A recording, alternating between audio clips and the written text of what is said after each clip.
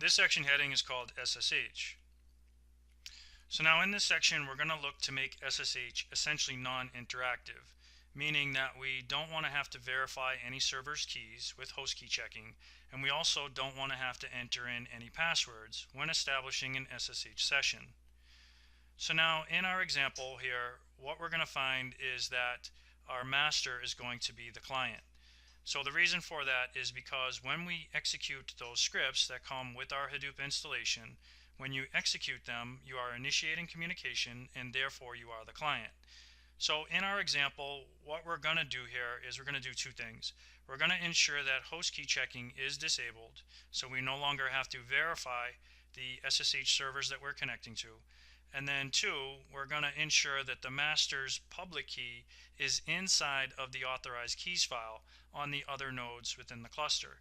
And that will enable this master over here to establish an SSH session without having to enter in a password.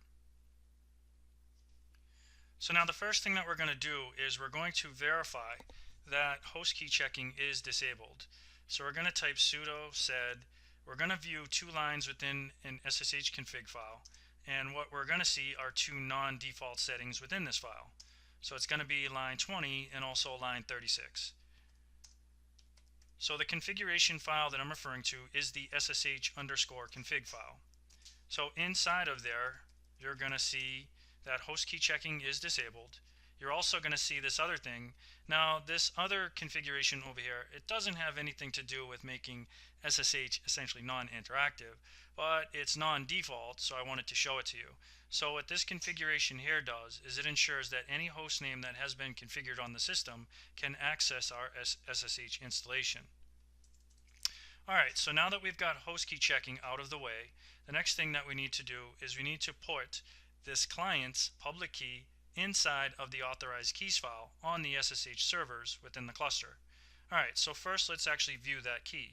So we're going to cat tilde and then .ssh, and then it's the public key, and I've got a double slash over there, but that will be ignored.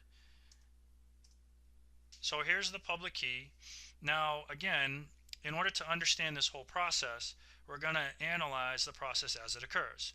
So we're going to first come over to the terminal, we're going to open up a new terminal, and then inside of this terminal we're going to establish an SSH session with slave 1.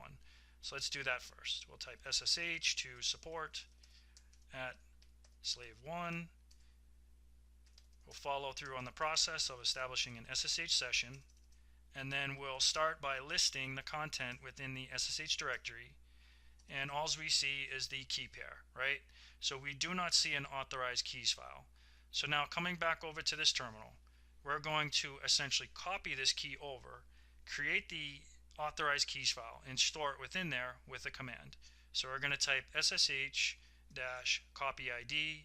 We're going to copy it over to support at slave 1. Provide our password.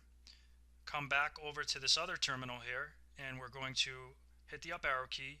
We're going to see that the authorized keys file was automatically created, and now we're going to verify that that key exists within that file, and we can see that it does. Alright, so now we'll close both the session and the terminal by typing exit twice. Alright, and now over here we want to verify that we no longer have to interact with SSH when establishing a session from here. So we'll SSH over to support at slave 1, and we can see that we get right in. Alright, so now we just have to copy this key over to the other node within the cluster. So we'll just hit the up arrow key here a couple times to slave 2, provide our password, and then we're good.